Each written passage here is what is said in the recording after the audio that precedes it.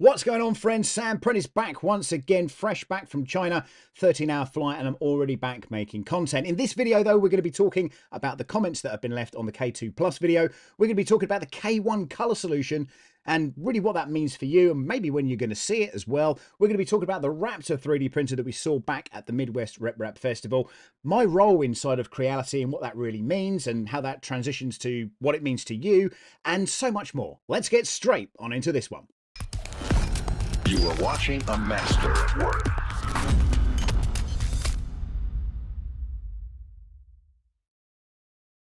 Right, let's start off at the beginning. How did I come to be working at Creality's offices and what's that all about? Well, I saw a couple of videos online addressing the reasons maybe why I was there, and actually am I able to deliver an unbiased approach to the K2 series? And to answer that question is, I'm a freelance content creator. I work with a load of different companies, including Bamboo Lab, Prusa, Elegoo, you name it. I'm pretty much going to be having conversations with those guys. And like any content creator that's working on YouTube, this is my job. This is not my only job. This is kind of something that I do part-time, but I possess a set of skills that are attractive to some companies and maybe not attractive to other companies. So in regards to the connection with Creality, I've been working with them and I've been a user of Creality products for 8 years. That was my second 3D printer.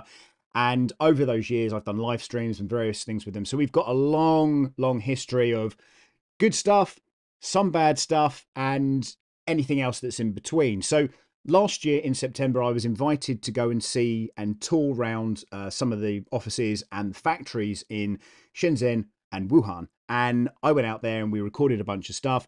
And when I was out there, we were then asked to come back in April to do some stuff for the 10th anniversary. It's a big anniversary for Creality. So, of course, I said yes. In between that time and coming up to, I guess, today, I was also asked to host various events for them, including an event in Germany, one at the ShareFest, which was at the Midwest Rep Festival, and one that was at the East Coast Rep Festival. So I've done a total now of 4 events for them where I basically talk and do pretty much what I'm doing now. But of course, I'm getting paid for that. So I was invited to Creality's offices for April to basically do something with those guys out there. And it ended up that I was going to be a co-host for their show.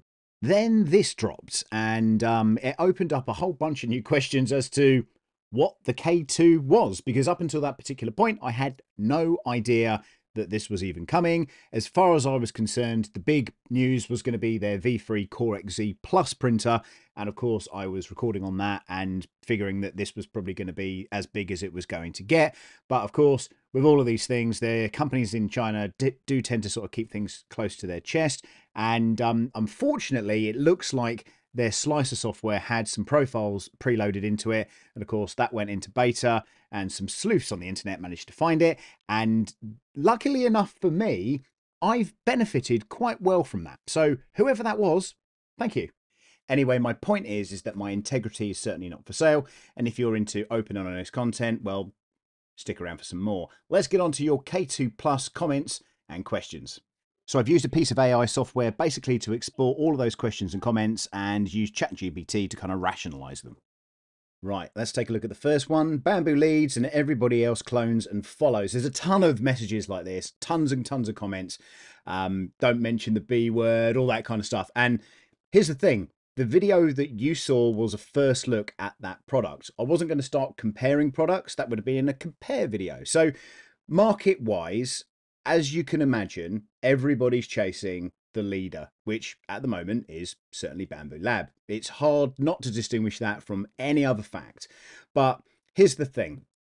I think when you look at the market and you ask what do people want, they've all been asking for Core XY with an AMS system or a multicolor system with a bigger bed. It's kind of what we got, right? And yes, of course, we are going to be waiting again for Bamboo to respond to this. And they will respond to it. But of course, they've also got quite a significant lead. So to be honest with you, whatever comes out from Bamboo Lab next is probably going to be very, very good. But at the moment, this is what we're seeing. There are a ton of other color combinations out there. You've got the Frozen Arco. You've got the Anycubic. There's another couple of clipperized AMS styles that are going to be coming out as well that I know about. And, you know, you're just going to have to watch this space. So, you know, I get it. I totally get it. I appreciate it. I sympathize with it. But if you're looking for a faster Core XY built in similar ways, sure, they cloned it. That's exactly what we got. And it was almost kind of painful to see that it was a 16 color. What about if it was a 20 color? What if there was a 5-channel AMS or CFS? That would have been great. But unfortunately, that's not what we got. Okay, so what's next? The appearance looks good. The main thing I'd love to see is improved user experience, auto calibration for filaments, less ways for the prints to fail. For those that are not experienced in printing, basically plug and play. I think that's pretty much what everybody's really after. The user experience is so important. And one of the big things that I pointed out to Creality was that the user interface is all at the front of the printer. You go to the CFS, which is at the top. You access the panel here, you open the door, you go in, you take the print out, you play around with stuff inside of that. Everything is intuitively in front of you. So why put a USB stick on the side of the printer? And I explained to them that if you had a stack of these and you were maybe doing print farming, or if you had several machines, you'd probably want and value the space between the machines. So having the space to put a USB stick in there, if you so wish to. Maybe you don't want to use the Wi-Fi or Ethernet. Maybe you want to be offline with this particular printing process. Just making sure that they're covering all the different bases and probably thinking more and more about the user experience is definitely going to be important. However, from what I saw, the machine does look really good. It does perform well. The build quality looked very good as well. But again, the devil is going to be in the detail here. And for Creality to get back on top with this product, they're going to have to make sure customer service, how this comes out of the factory is going to be so important, and making sure the quality control is top notch. In Guizhou, we saw the new factory there, which I believe is where this is going to be produced from. And I saw significant differences, in my opinion, from what I saw in Wuhan, where we saw the K1 and the K1 Max being built, versus the brand new site that we saw in Guizhou. And, you know, I can show you a little bit of footage on that. But there were people there. The quality control just seemed to be much more advanced. It was certainly seemingly to be good in Wuhan, but, you know, we know people have had a lot of issues with their machines, and a lot of it's been down to build quality. So I hope, and that's honest opinion here, I hope that we are able to get a better solution overall. And you know, user experience again is key. They did ask my opinion. I gave them my opinion. Whether or not they listen to that, well, that's going to be something else, of course. Okay, Feder from 3D Print SOS. Quite a missed opportunity not to include heater dryer with the material system. Is it a little bit too late? Yeah, so totally agree. If you don't follow Feder at 3D Print SOS, you definitely should. I'll put a link to his channel in the description below. Top guy, really good content, very handsome man as well. Anyway, we'll move on. I totally agree with you. And when I first saw the printer, I was like, wow, brilliant. This is awesome. These are the unique features that we really wanted to see, but they weren't to be. And apparently, and I did speak to the engineers about this, is that they did try that in the first iteration. They make lots of iterations of the printer, and tests are done for months and months and months. And then obviously we then get the final result, whatever that will be. And either they add stuff or retract stuff, depending on the market, the cost, if it actually works, whatever. So that was the original process. But I believe that if you are trying to dry filament that maybe doesn't need drying, or if you're trying to dry filament that are going to be potentially all at different temperatures, I'm not entirely sure an open box trying to dry 4 is actively the right way for that. And really, it should have been a single one for each of those filaments. And again, I'd like to have seen it as a 5 and have a 20 or a 30 color changer. You know, go crazy. What's the limitation on this? Why are we stopping at 16 colors? Doesn't really make sense to me. But yeah, you're completely right. And as I say, you know, now instead we've got this kind of bizarre process where you get a display, but you don't actually get to do anything with it. So whatever. So yeah, I agree. I totally agree. But, you know, whatever. Sam, if you have any poop with the engineers, can you suggest to them they added a insert hole into the thread? Okay, right. This is to do with the poop chute bit on the back. Categorically, hands down, I hate the way that the filament is ejected from this printer and all printers in this manner. Bamboo Lab is included as well. I hate the fact that it ejects out the back. It's I don't understand the reasoning behind it. I'd much rather see that it came out the front and then I could collect it at the front rather than at the back. Again, we're talking about that intuitiveness of how to use a 3D printer. Now, it's an open question, right? Because I might use my 3D printer differently to the way you do. Maybe you have it on a shelf that you can get rear access to it.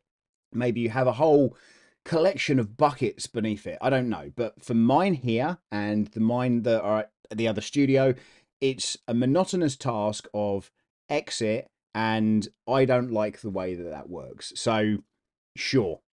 Here's the thing with that, just to answer your question rather than going on a rant. We haven't seen the final version of this printer yet. So, for all I know, they might change that design ever so slightly. On the 4 or 5 that I've seen, they have slightly different mechanisms at the back. So they're still going through the iterations of this.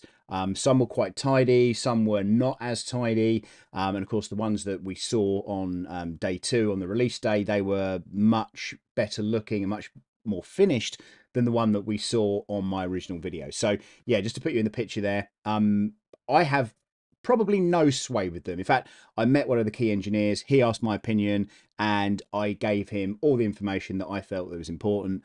And what they do with that, I don't know. Who knows? We'll have to wait and see, unfortunately. But good question.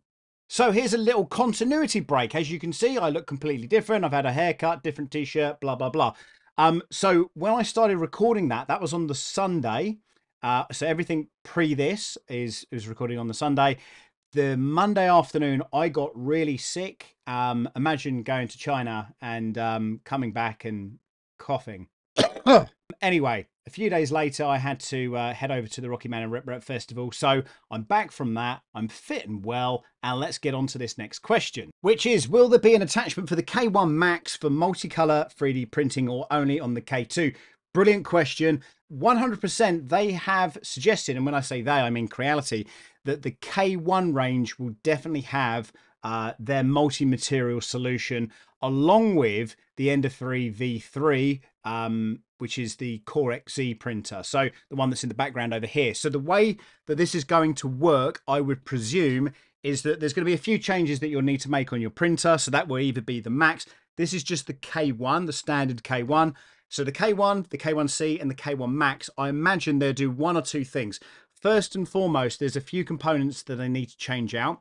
One of those is going to be the actual extruder, nozzle, and that whole kind of element may need to be changed. The reason for that is because when, certainly on the K2, when it goes to the right-hand side or the left-hand side, it actually operates the cutter. So the idea is that it cuts the filament, it knocks to the back, and then it's then retracted back into the CFS unit.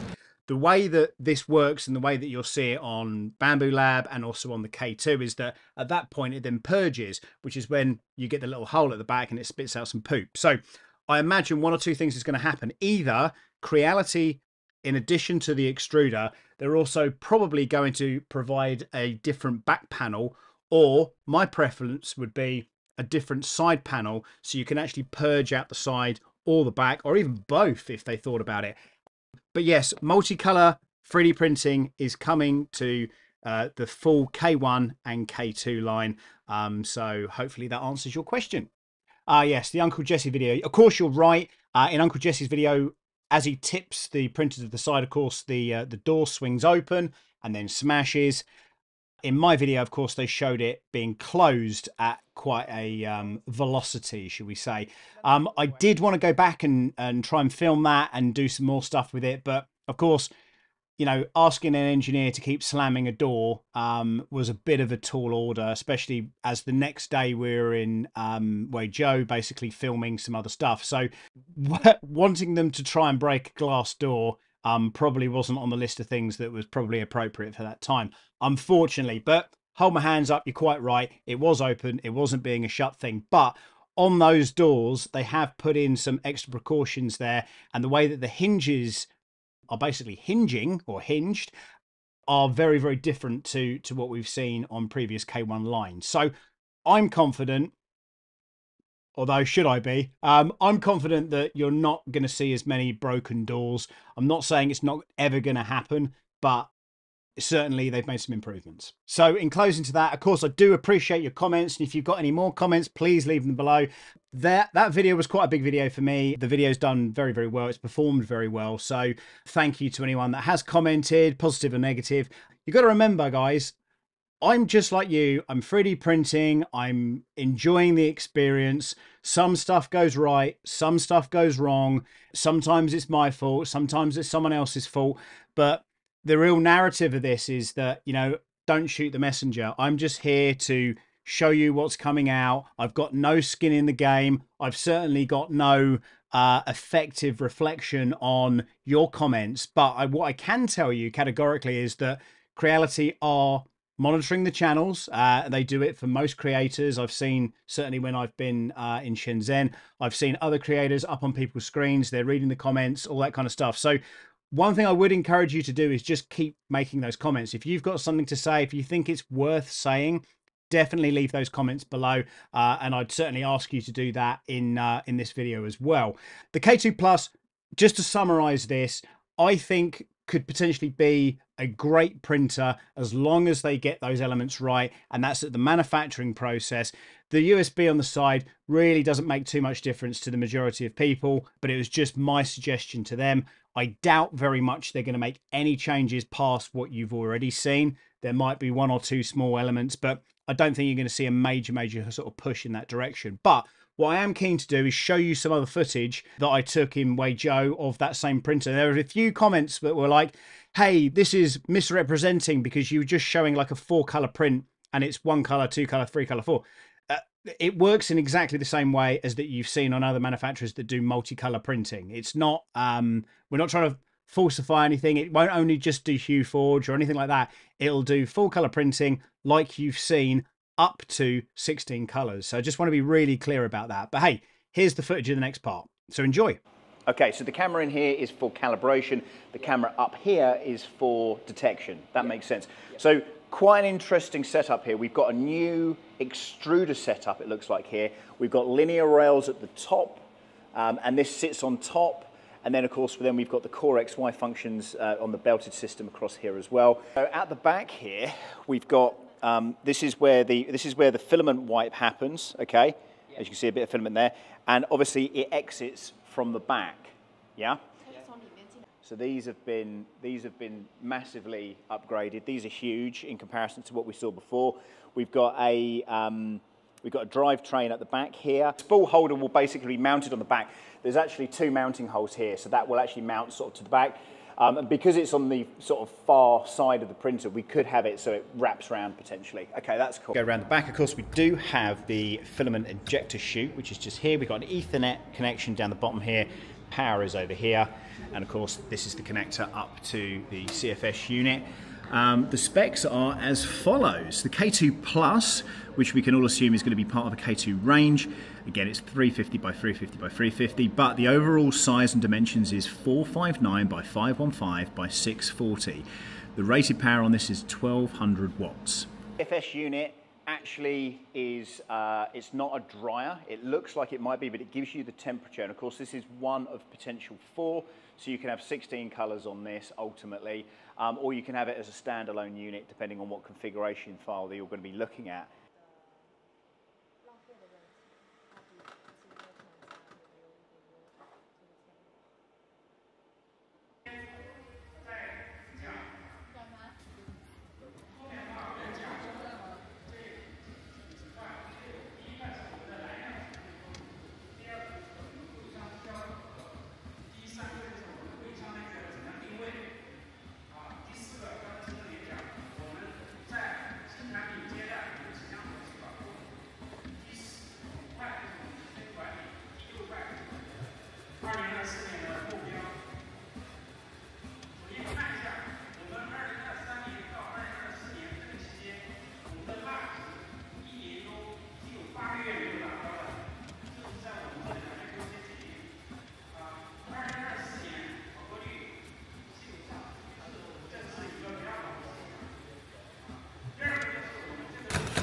There we go. First bit of poop. Look at that. That's hot.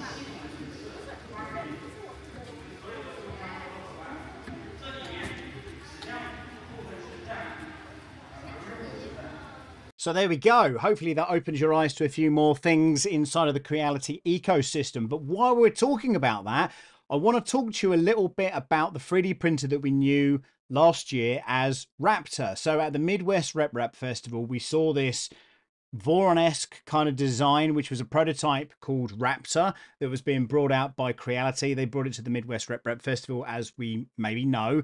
It's been quite an interesting one because we've been waiting for more news on this, and of course we now know that the Raptor name has now gone over to one of their 3D scanners. So I did ask the question as well, what's going on with Raptor now?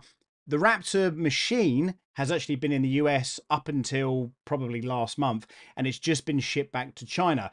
The project, though, is not dead. It's certainly ongoing. They want to make provisions to kind of release something at some point in time. So I guess the only news here is that Raptor is not dead, but it's definitely going to have a different name. I think that's it for today. I think we've had enough K2 and K1 magic. If you've got any questions or comments, make sure you leave them in the comments section below. Thanks for watching. We'll see you next time. Bye for now. You are watching a master at work.